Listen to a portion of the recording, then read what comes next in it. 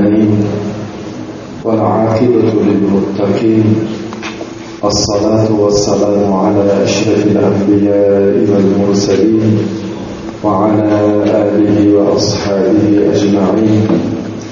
أما بعد، السلام عليكم ورحمة الله وبركاته ومغفرته.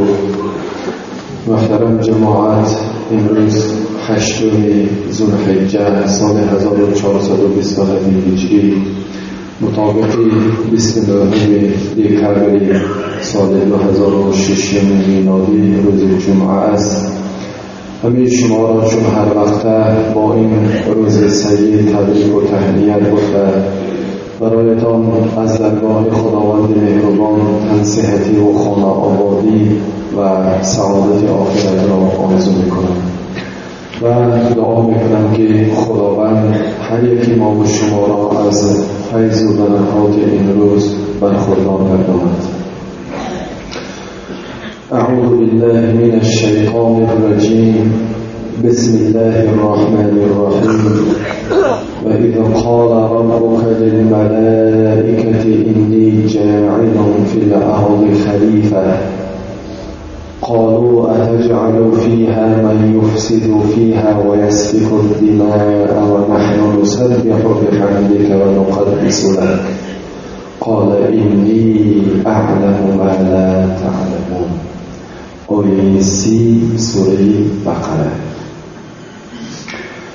خداوند ضمن این آیت به پیامبرش محمد صلی الله علیه و سلم قصه آفریدن حضرت آدم علیه السلام را خاطر رسان می‌کند. میگوید به خاطر آن ای محمد صلی الله علیه و سلم آن لحظه هایی را که پروردگارت به فرشته ها خبر داد، اعلام کرد که من در روی زمین مخلوق را می آفرم که او خلیفه بشود در زمین.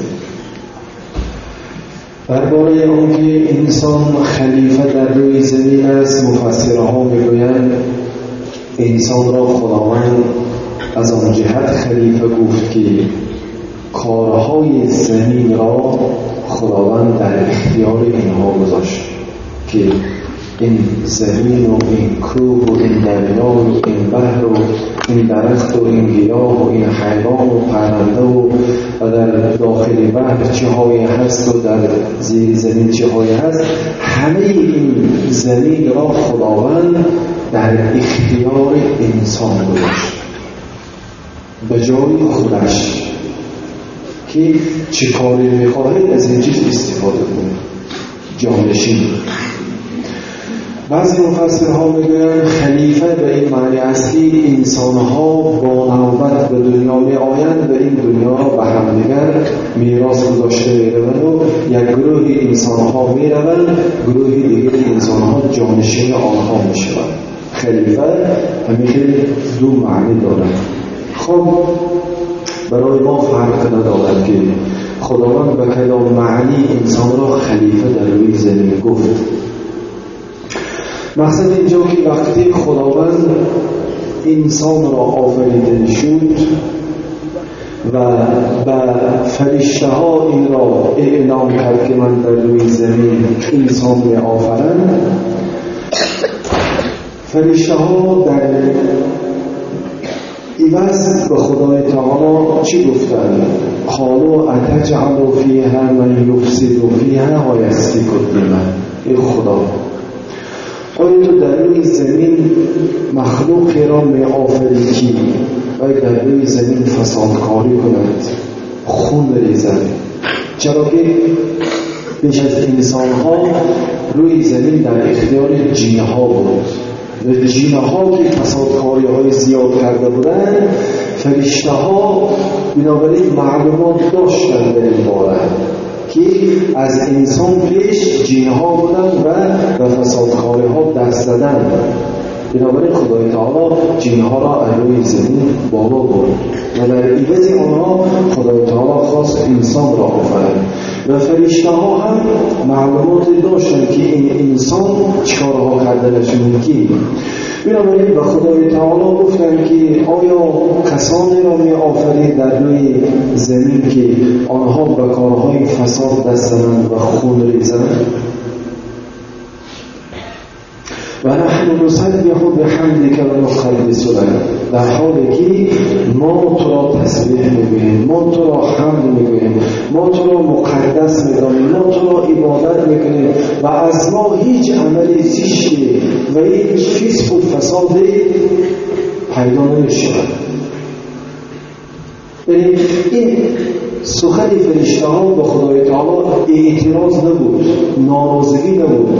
تنها حکمت این چیز سرفهم رفته ایستاده گفتن که ما که تو را در روی زمین طاعت میکنیم، عبادت میکنیم، به هیچ فساد دست نمیزنیم. انسانی که تو می آفری و خود میریزه و کارهای فساد میکنه، چرا تو اینها را می آفری؟ مثل که امروز ما شاهدی زنده این سخنان فرشته ها هستیم که ببینید امروز انسانیت به خاطر پول، به خاطر ثروت، به خاطر پایگیری دنیا، به خاطر حکومت چی فسادکاری هایی میکنند. هزار انسان ها قربان سیاست های آنها میشن. دهها شهرها، ولایت ها به خاک و خون یکسان میشن. کی میدوند این کار را؟ انسان ها این کار را کرده ایستادن به خاطر رسیدن به مقصد های خودشان، به خاطر آرام گردانیدن نفس خودشان، به خاطر آرام گردانیدن شهوت خودشان تا به این درجه امروز انسان ها رسیدن. اما خدای تبارک و تعالی چی گفت به فرشته ها؟ اینی اعلم ما لا تعلمون، آنچه را که من میدانم شما نمیدانید.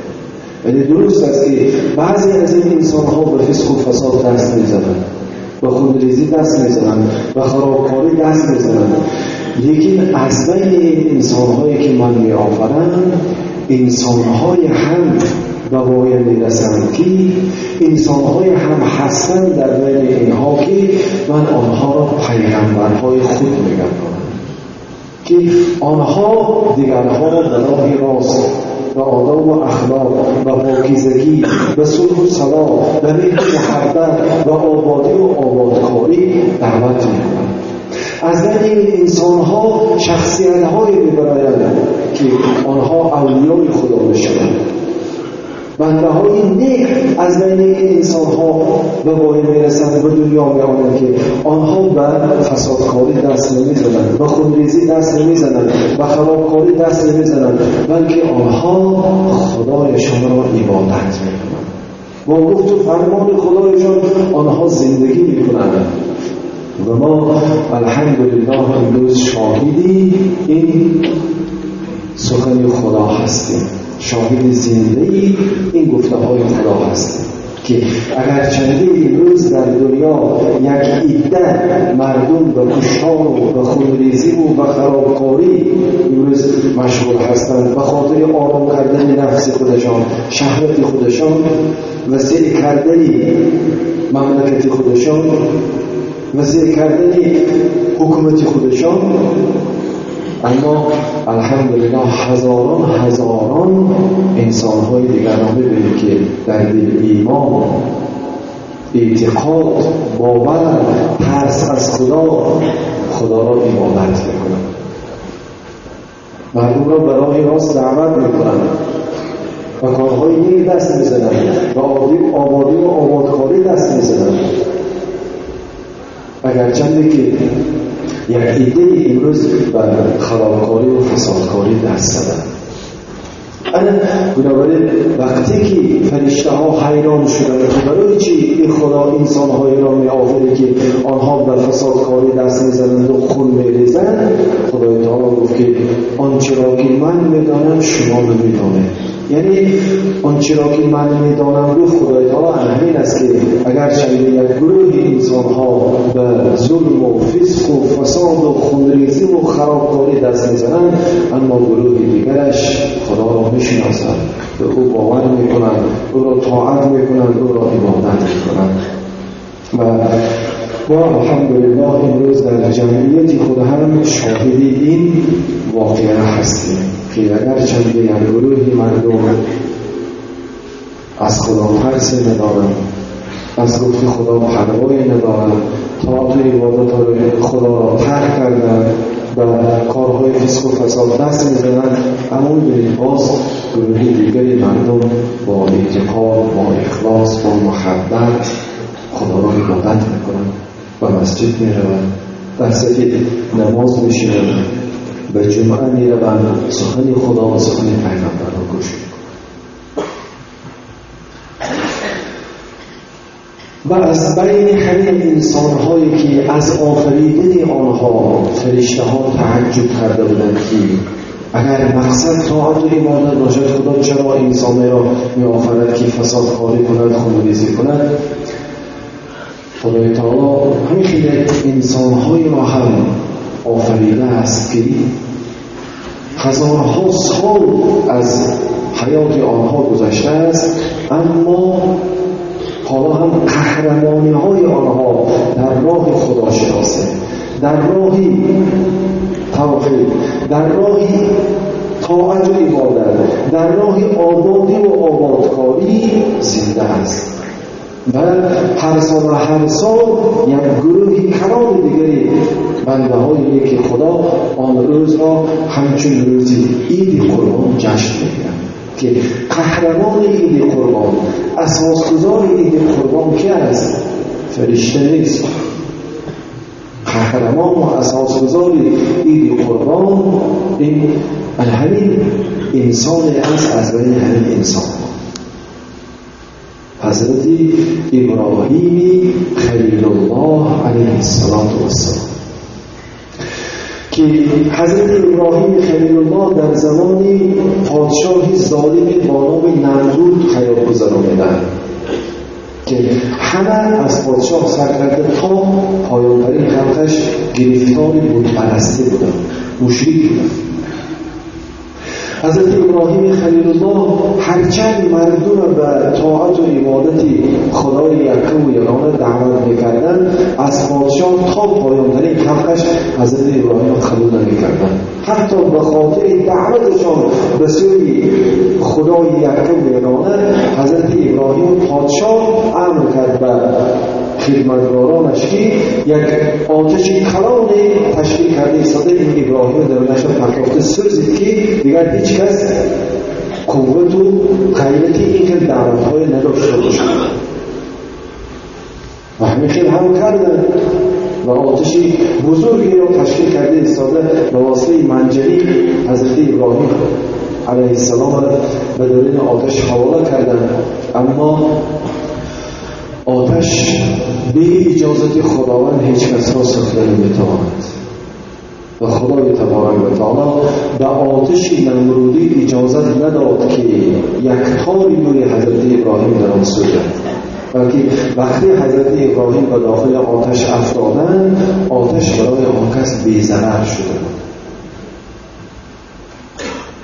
بعد از آن که از این رفتار قومشان حضرت ابراهیم علیه السلام ناامید شدند، از همون مملکت برآمده رفتند به جای دیگر و مملکت دیگر و دعا کردند که رب هب لی من الصالحین، ای پروردگارا تو برای من فرزندان عطا کن برای مثل این قوم گرنادرای و گردن قوس من که آنها در زندگی مسلمانانه من و من مونس باشند، انیس من باشند، همنشین من باشند.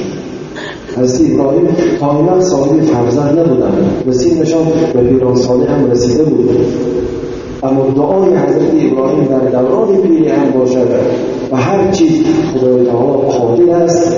و حضرت ابراهیم گفت که فبشرناه بغلام حلیم، ما دعای حضرت ابراهیم را قبول کردیم و برای او بشارت دادیم که فرزند ما برای او عطا میکنیم که او حلیم است.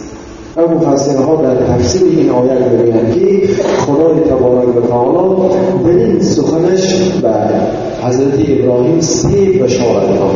اولا فرزندی که به آن کس عطا میکند پسر است. دوم فرزندی که به حضرت ابراهیم عطا میکند به سن و سال کمالات میرسد.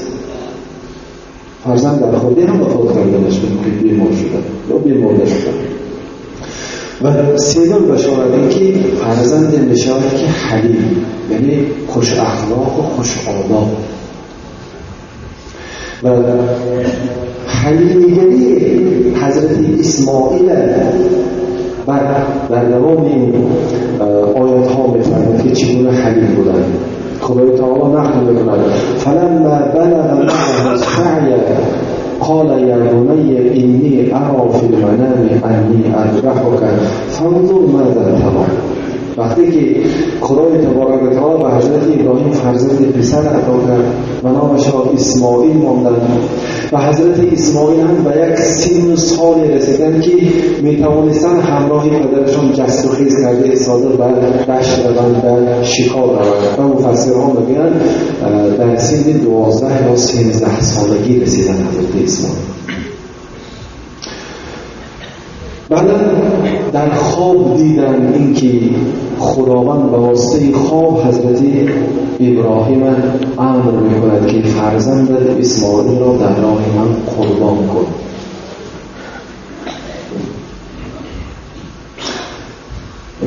وحی به پیغمبرها از 2 راه میرسید، به واسطه جبرئیل علیه السلام و به واسطه خواب. یعنی هر چی که پیغمبرها در خوابشان می‌دیدند آن خواب راست بود و اگر امر الهی باشد آن وحی بود. و این امر الهی قربانی کردن فرزندشان اسماعیل علیه السلام به حضرت ابراهیم از طریق خواب بود.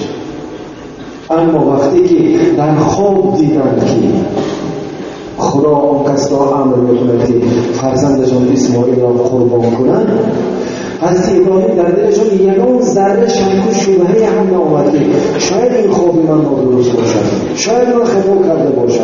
نگفتند بیرون چون چرا برای اجرا کردن این امر پروردگارشان میان خود را محکم بستند و به فرزندشان حضرت اسماعیل که 12-13 ساله بود گفتند که پروردگارم مرا در خواب امر کرده است که تو را قربانی کنم، تو چی میگویی؟ مقصد حضرت ابراهیم این نبود که گویند که اگر اسماعیل موضوع شود قربان کنم نباشد، نه، گفتی خدای ما گفتی فرزندشان را قبول کنم، بلکه مقصدشان این که فرزندشان از این چیز پیشگی آگاه باشد و در همین راه تیار باشد و ببینند که فرزندشان چی جواب میده تا چقدر بنده خوب خدا است. حلیمیگری حضرت اسماعیل در این آیت اثبات میشود که گفتن قال یا ابتی فعل ما تؤمر، ای پدر جان من هر چی خدا تو را امر کرده است آن را اجرا کن. ستجدنی ان شاء الله من الصابرین. تو برا زود میبینی که من یک بنده خیلی صابر و فرمانبردار خدا هستم. گفتن که این داده خواب دیدید ممکن دروغ باشه، من چی گناه کردم چرا من را قربان میکنه؟ نگفتن. حلیمیگری حضرت اسماعیل علیه السلام اینجا اثبات میشه. پدر و پسر با جان و دل امر خدا را لبیک گفتند و برای این آماده شدند و حضرت ابراهیم علیه السلام حضرت اسماعیل گرفتند، دشت رفتند تا که در آنجا حضرت اسماعیل را قربان کنند. اما این امر خدا قربانی کردن فرزندشان اسماعیل از طرف خدای تعالی یک امر آزمایشی بود، سنجش بود، امتحان بود که ابراهیم آیا مرا دوست می‌دارد و گفتی مرا اجرا می‌کند یا که فرزندش را دوست می‌دارد و دلش نمی‌شد و از فرمان اینا بیرون می‌رود. لیکن انی اعلم ما لا تعلمون، گفتی خدای تبارک و تعالی را ببینید که از بین انسان‌هایی که به فسق و فساد و خونریزی و ویرانکاری دست می‌زنند چنین بنده‌های هم به دنیا می‌آیند که همه امر و فرمان خدای تعالی را به چه و چرا اجرا می‌کنند. وقتی که پدر و پسر به دشت رفتن، حضرت اسماعیل علیه السلام این قصه را شما بارها شنیده، خواباندن و کاردار گرفتن تا اینکه حق حضرت اسماعیل را ببرند.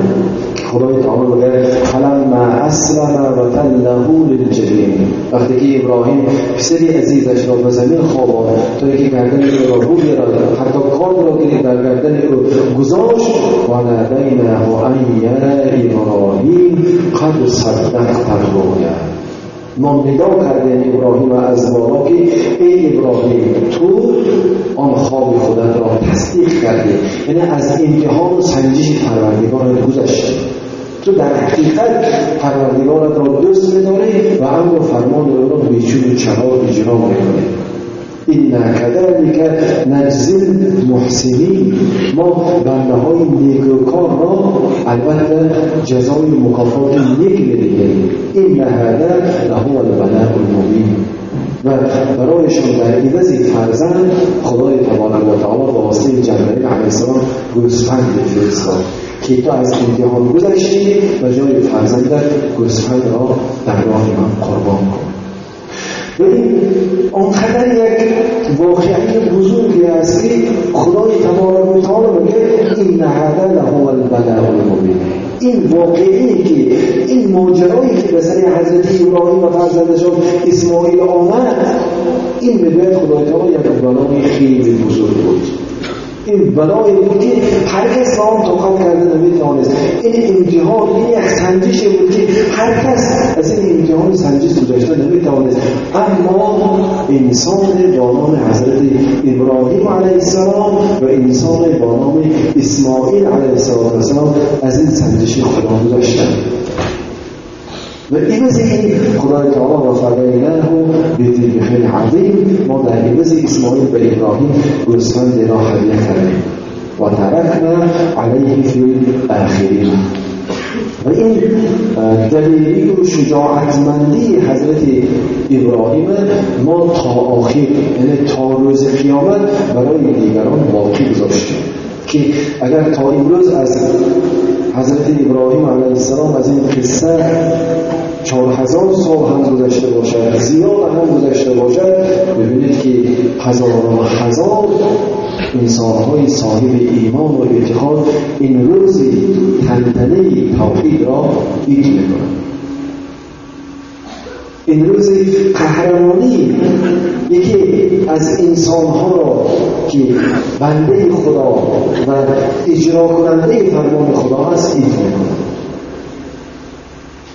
و خدا هم میگه سلام علی ابراهیم، سلام علی ابراهیم، درود بر ابراهیم که باید از این امتحان پرمشقت گذشت. کذالک نجزی المحسنین، خدا میگه ما همه نیکوکارها را همیشه مکافات نیک میدهیم. انه من عبادنا المؤمنین، ابراهیم بنده بود از بنده های مؤمن صاحب ایمان و در ایمان خدا صادق.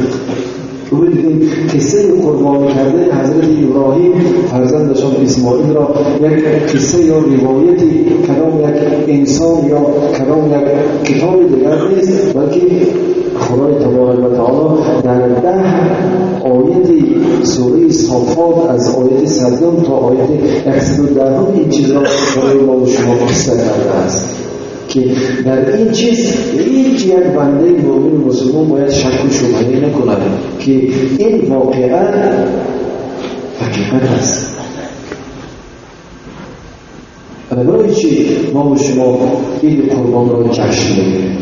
برای چی ما و شما در این روز قدرت داشته باشیم برآورده ساده گاو یا گوسفند یا بوزه را قربانی میکنیم؟ معنی قربانی چی؟ قربانی خب یک معنی ساده شنید که قربان کردن چیزی در راه خدا. حضرت ابراهیم برای خدا از بحر فرزندشون گذشتن، لیکن خدای تعالی هیچگاه این چیز را، این ریختن خون یک انسان بیگناه را نمیخواهد این سنجش بود و برایشان گوسفند هدیه کرد، تحفه کرد. امروز اگر ما به خدا ایمان داشته باشیم و ایمان ما و شما حقیقی باشد، ما با قربانی کردن یک مال ایمان خدا ما را تصدیق می‌کند. آن کسی که در دلش در حقیقت ایمان و باوری به خدا دارد، به عنوان هیله و نیرنگ ایمانش را با قربانی خودش تصدیق می‌کند. و معنی قربانی دیگرش این است که با این کاری خودش با خدای خودش قرب نزدیکی پیدا می‌کند. از آن که شما یک گاو یا گوسفند یا بز می‌کشید، به خدا نه گوشتش میرسد، نه پوستش میرسد، نه خونش میرسد، هیچ فایده‌ای نیست. اما دو فایده به خود شما میرسد. اولا شما با این قربانی خودتان در راه خدا ایمان خودتان را شما اثبات میکنید که من در حقیقت ایمان دارم، امر خدا را اجرا میکنم. و شما با این کارتان به نزد پروردگار صاحبی مقام و منزلت باشید، یعنی شما بنده نزدیک خدا باشید. در نزد خدا شما قرب پیدا میکنید، قریبی پیدا میکنید. و فایده سومش هم هست، خودتان میخورید، خودتان عید بکنید. آن گوشت آن رمضان را خودتان با فرزندانتان چند روز استفاده میکنید، زندگیتان، گیرتان، خانه‌تان آباد بشود. بنابراین خدای تبارک و تعالی در آیت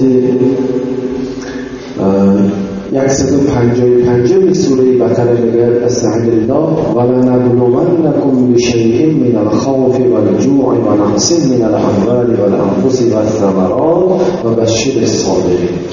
ما شما این بندگان را سنجش میکنیم. به چی واسطه؟ به واسطه خوف که به سر شما خوف و خطر دشمن میآید، به واسطه گرسنگی که حالت سخت اقتصادی به ممکن گرفتار میشه، به واسطه نقصان مال، پولتان از دست میره، چیزتان از دست میره، خانه میسوزد، به واسطه نقصان نفس، نزدیکان خودتان را از دست میده، کسی میمورد، پدر، مادر، برادر، خواهر یا فرزند، یا به نقصان میوه، باغ، زمین، حاصل مهنت میکنید اما آفت میرسد. و بشیر صابرین، خدا میگه پس مژده بده آن بنده های را که به این مصیبت ها، به این سنجش های خدا صبر میکنند. یعنی خدای تعالی واسطه این چیزهای گوناگون ما را سنجش میکند تا آشکارا ببیند که در ایمان خود ما چقدر صادق هستیم. خدا به ما نماز را در یک شبانه روز 5 وقت فرض کرده است. این سنجش خدا است که ما آیا این امر خدا را اجرا میکنیم، 5 وقت نماز میخوانیم یا خدا به ما یک ماه روزه ماه شریف رمضان را فرض کرده. این سنجش است که ما به گرسنگی و تشنگی طاقت کرده، امر خدا را اجرا کرده، ایمان خود را اثبات و تصدیق میکنیم یا نه. اگر بارشت خدا به ما زکات فرض کرده است که 2.5 فایز هر سال زکات بالا ما داده ایستاده، بندگی خدا ما درگاه خدای تعالی به اثبات میکنیم یا نه. وقتی قدرت پیدا میکنیم، خدا واسطه حج ما را سنجش میکند که قدرت داشته ایستاده، ما حج کرده، سفر کرده، مشقت کشیده، آیا بندگی خود را به درگاه خدا تصدیق میکنیم یا نه. خدای تعالی و قدرتمندان ما و شما، اون کسی که قدرت قربانی دارد، هر سال 1 مرتبه در روز عید قربانی کردن را هم همچون سنجش برای ما و شما واجب گردانیده است که اگر ما قدرت داشته باشیم و برای ایستاده یک گاو یا گوسفند یا بز قربانی کنیم، ما با این کار ما از سنجش خدا میگذاریم، ما با این کار ما ایمان خدا ما را تصدیق میکنیم که من ایمان دارم. بنابراین من میخیزم در روز عید قربان یک حیوان رو گرفته ایستاده قربانی میکنم در راه خدا، با این ایمان خود را تصدیق میکنم و میخوام که با این قربانی خود در نزد خدای تعالی یک قرب، یک نزدیکی، یک مقام و منزلت حاصل کنم.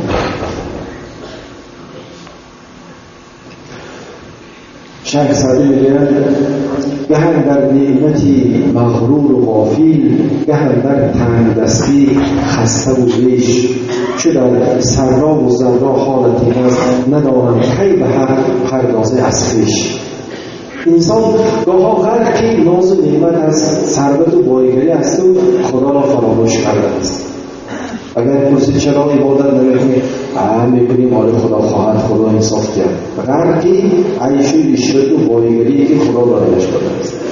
اگر یک کمبغل را چرا عبادت نمی‌کنی؟ اکثر بهادر از این بدین از به ما عبادت بازارچی کاسی.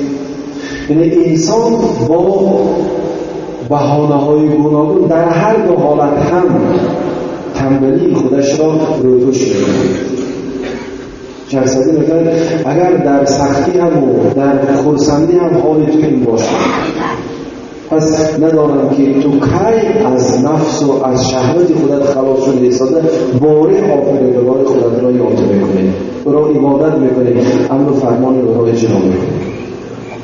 و شیخ سعدی هم که یکی از شاعران و یکی از عالمان زبردستی ما و شما مردم تاجیک هستند، از جمله کلاسیک های ما و شما هستند. این مصرع های قیمتناکشان از هوا نیست، اینها همه از گفته های خدا است که خدای تبارک و تعالی در سوره معارج میگه استعیذ بالله ان الانسان خلق هلوعا. انسان هلوع آفریده شده است. هلوع چی معنی داره؟ خدا خودش تفسیر میگه اذا مسه الشر جزوعا و اذا مسه الخیر منوعا. انسان هلوع است. چگونه هلوع است؟ چی معنی دارد هلوع؟ خدا میگه هلوع این است که وقتی که به او یک سختی و مصیبت رسد داد و فریاد طاقت ندارد، اما وقتی که وی صاحب نعمت شود و ثروت شود اگر بخیلی پیش خود میکند. نام یهود نماز و طهارت وقت از کجا آدمی بیکار چی نماز میخواند؟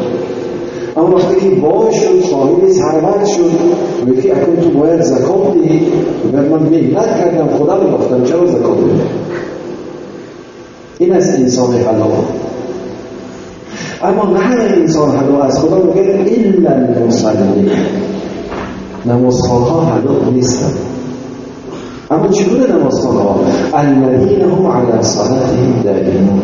آن نمازخوان‌های حلال نیستند که دائما نماز می‌خوانند، گاها نه، دائما نماز می‌خوانند، با تمام آدابش نماز می‌خوانند، با یاد خدا نماز می‌خوانند، خالص برای خدا نماز می‌خوانند. اینها حلال نیستند. اگر بنده مومن و مسلمان حقیقی نمازخوان باشد باید حلوع نمیشد، باید بخیل نمیشد، باید بی‌صبر نمیشد، باید بی‌طاقت نمیشد.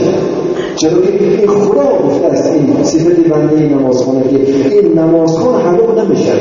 اما نمازخوان باشد و حلوع نباشد باید به نماز خودش درست‌تر نظر کند که چگونه نماز می‌خواند، خالص برای خدا، یا اینکه زمان هم شده است و اکنون نماز نخوانه عمل می شود. انسان نمازخوان خدا حلوع نیست. اگر هر کسی نمازخوان است و حلوع است، پس باید به نماز خودش از نو نظر اندازد که چگونه نماز می‌خواند. والذین فی اموالهم حق معلوم. بنده هایی که حلوع نیستند صفت دیگرشان این است که در مال و ثروتشان حقی معلوم هست. للسائل والمحروم. پرسنده بیان میکنند و میپرسیدگی هم که آدمی شرمگین است و عیب بدارد از یک از رفته یک چی پرسیده از حالش باخبر میشن، همسایه است یا خویش است یا جیرش است، باخبر میشن از حالش که چه حال داشته باشد و از ثروتی که خدا برایش داده است هم زکات برده میدهد، هم غیر از زکات خیر و احسان میکند. شخصی نمازخوان حقیقی که در حلوع نیست و در ثروت و بایگریش هم یک حقی معلومه باید اینکه جدا کنند، هم زکات دهند هم غیر زکات باید خیر و احسان کرده ایستند. والذین یصدقون بیوم الدین. بنده های حلوع نیستند که آنها به روز قیامت باور دارند.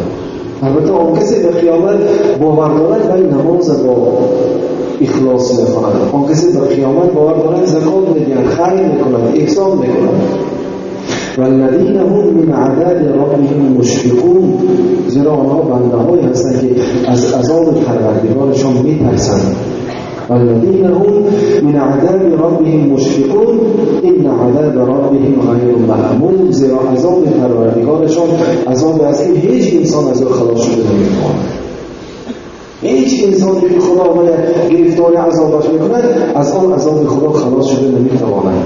والذین هم لفروجهم حافظون، و آن بنده‌های حلال هستند که فرجهای خودشان را از زنا پاک می‌دارند.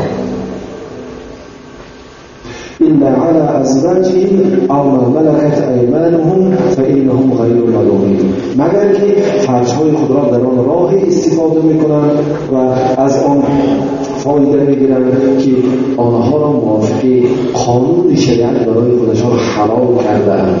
فمن ابتغى وراء ذلك فاولئك هم العادون، هر که از راه غیری فرموده شریعت فرجش را به راه‌های حرام کار می‌فرماید، آنها انسان‌های ظالم هستند که از حد خدا بیرون رفته‌اند.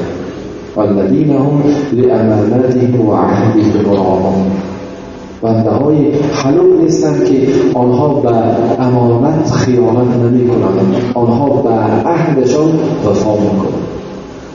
والذین هم بشهادتهم قائمون، بنده‌های حلال نیستند که آنها بنده‌هایی هستند که هنگام شاهدی دادن در شهادتشان استوار نیستند، خواه آن شهادت بر ضرر خویش تبار و نزدیکشان باشد، خواه بر فایده‌اش باشد. والذین هم علی صلاتهم یحافظون، خدا باز هم نماز را ذکر می‌کند، میگن آن بنده‌های حلال نیستند که آنها نمازشان را حفظ می‌کنند، دائما می‌خوانند. اولئک فی جنات مکرمون، خواه بنده حلال باشد چی نباشد چی، همین دنیای می‌مردیم و حلال شدی چی نشدی چی. بخاطر بعضی آدم‌های نادان که همین نماز خوانشی نخوانی چه کن، خوانی نماز رسول نخوانی بد بودی. و اگر خوانی از جمله انسان‌های حلال خودت بیرون کنی، حلال نشوی، خدای تعالی میگه اولئک فی جنات مکرمون، آنهایی که حلال نیستند در جنت اکرام می‌شوند، بالای تخت‌های زرین می‌شینند و خدمتگارها همیشه به آنها ناز و نعمت‌های بیشمار و بی‌پایان آوردن می‌کنند، برای آنها خدمت کردن می‌گیرند و آنها هیچگاه دیگر پیر نمی‌شوند، بیمار نمی‌شوند، خمبغل نمی‌شوند، نمی‌مرند، از جنت بیرون هم نمی‌شوند. اگر حلال شدی مرحمت آتش دوزخ ابدی هیچگاه آتش سوزش هم نمی‌شود، خوراک فقط زهر و زقوم زرداب اهل دوزخ دیگر چیزی نیست. میخوایی حلال باشی مرحمت، میخوایی حلال نمیشی مرحمت جنت.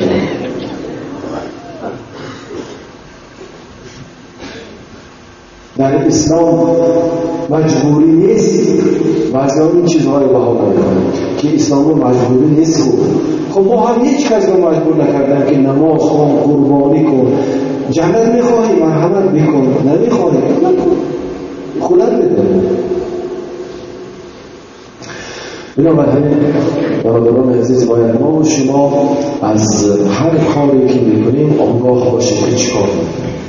عید قربان است فردا، ما باید بدونیم که عید قربان چیست، چرا عید قربان است. به این خاطر قصه عید قربان را مختصراً در حمد ساده من برای شما بیان کردم تا شما دانید که شما چه عیدی را جشن میگیرید. مردم بگید زیاده از 20 روز است که دنبک و ارچشینان و بالاش و بازیچه چسمان، اگر پرسید چرا هیچ کدامش نمیدن، چرا چیکار میکنید، اما خیلی داند که سالی نه. خب بیهنی کن که این سال نم میشه، این سال نم میشه، کرده میشه، ماه نم میشه، ماه کرده میشه، آدمی نم میشه، آدمی نم میبرود به خاطر سالی نم، تاریخ این سالی نمیشه. این نصرانی ها از قانون شریعت خودشان بیرون برآمده ایستاده، حضرت عیسی روز تولدشان جشن بگیرند. این خطابی از همانجا باقی مانده است و همچون سال نو برای ما و شما این چیز. اما سال نو در یکم ینور نمیشد ببینید روزها سری نامی گذاشته بعد اون 2 هفته دیگر با عرفای سر